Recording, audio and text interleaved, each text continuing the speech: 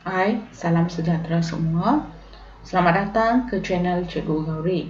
Hari ini Cikgu akan bincang soalan bahagian A, di mana Cikgu telah ambil soalan tersebut daripada Peperiksaan Percubaan Negeri Terengganu tahun 2020.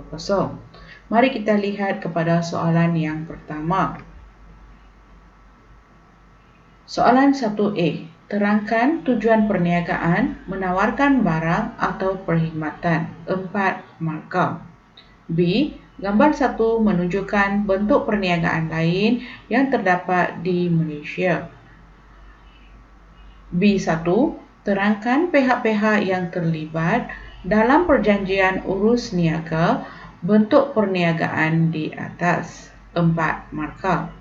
Yang kedua, berikan ciri-ciri umum bentuk perniagaan yang dinamakan dalam soalan 1B 1-2 markah.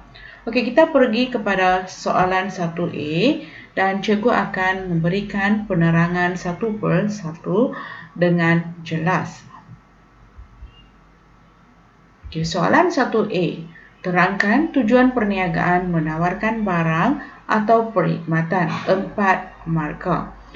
Okey, kalau terangkan, murid perlulah berikan 2 fakta dan juga 2 huraian. Okey, kita lihat tujuan perniagaan menawarkan barang atau perkhidmatan adalah 2, iaitu bermotifkan untung dan juga bukan bermotifkan untung. Okey, mari kita lihat bagaimana cara untuk menjawabnya. Okey, mula-mula murid perlu menulis ayat pernyataan daripada soalan. Okey, kita mula ayatnya dengan tujuan perniagaan menawarkan barang atau perkhidmatan ialah, okey, fakta utama dia, fakta pertamanya adalah bermotifkan untung. Okey, huraiannya menawarkan barang atau perkhidmatan yang diperlukan oleh pengguna. Okey, huraian yang kedua untuk bermotifkan untung adalah objektif utamanya adalah mendapatkan keuntungan. Fakta kedua adalah bukan bermotif untung, di mana perniagaan cuba untuk membantu golongan kurang berkemampuan atau melibatkan diri dalam kegiatan kemasyarakatan. Okey, di sini kamu boleh lihat cikgu telah berikan 5 isi. Okey, di mana fakta 1, huraian 1, huraian 2, fakta 2 dan fakta ketiga. Tetapi markah yang diperuntukkan adalah 4 sahaja. Okey, walaupun kamu murid-murid telah menjawab 5 isi, markah maksimum yang akan diperolehi adalah hanya 4 sekiranya keempat-empat isi itu betul. Okey, kita pergi kepada soalan B. Okey, B. Gambar 1 menunjukkan bentuk perniagaan lain yang terdapat di Malaysia. Okey, perniagaan tersebut adalah perniagaan Nelson. Okey, kita tengok apa kehendak soalannya. Terangkan pihak-pihak yang terlibat dalam perjanjian urus niaga bentuk perniagaan di atas. Markah yang diperuntukkan adalah 4 markah. Pertama sekali, murid kena tahu, okey, siapakah pihak yang terlibat itu? Jadi sebelum itu, murid kena tengok semula soalannya. Okey, bentuk perniagaan lain. Okey, dalam perniagaan kamu telah belajar semasa tingkatan 4, bentuk perniagaan lain ada 2, iaitu perniagaan franchise dan juga usaha sama. Okey, bagi soalan ini, ia lebih sesuai kepada perniagaan franchise. Okey, di mana 2 pihak yang terlibat di sini adalah franchisee dan juga franchiser. Okey, walaupun kamu telah memberikan fakta, fakta itu perlu ada penerangan. Okey, sebab terangkan pihak-pihak yang terlibat. Okey, mari kita lihat kepada jawapannya. Okey, seperti biasa yang cikgu beritahu kepada anda semua, anda kena mula dengan ayat pembayang daripada soalan. Pihak-pihak yang terlibat dalam perjanjian urus niaga bentuk perniagaan di atas ialah franchisee. Franchisee.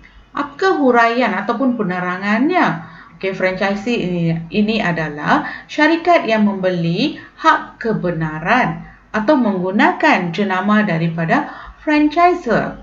Manakala franchisor pula adalah syarikat induk ataupun pemegang syarikat tersebut atau produk yang dikeluarkan. Huraian yang seterusnya, franchisor ini adalah pemilik hak asal atas jenama produk yang dikeluarkan. Seperti sama, murid-murid perlu perhatikan markah yang diperuntukkan adalah 4 markah dan sini skema jawapan yang saya berikan lebih daripada 4.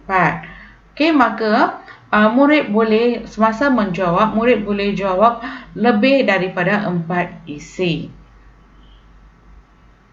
Kita pergi kepada B2. Berikan ciri-ciri umum bentuk perniagaan yang dinamakan dalam soalan 1B1. 2 markah sahaja diperuntukkan. Tetapi ciri-ciri umum tersebut terdapat banyak, Terdapat 6 ciri-ciri umum. Murid boleh jawab 2 ciri sahaja ataupun murid boleh pilih 2 ciri sahaja. Kita lihat mengikut sistem yang telah ditetapkan oleh franchisor.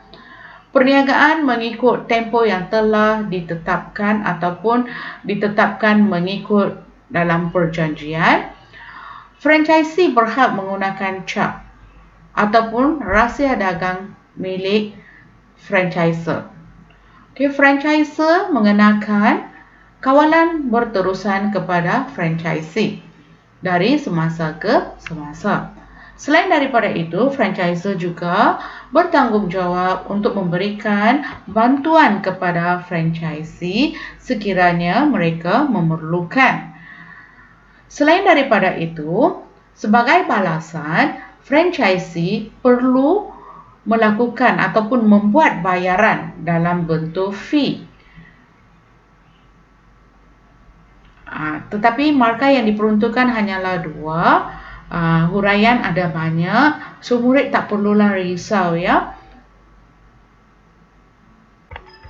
Sekiranya anda berpuas hati, sila klik like dan subscribe channel Cikgu. Terima kasih.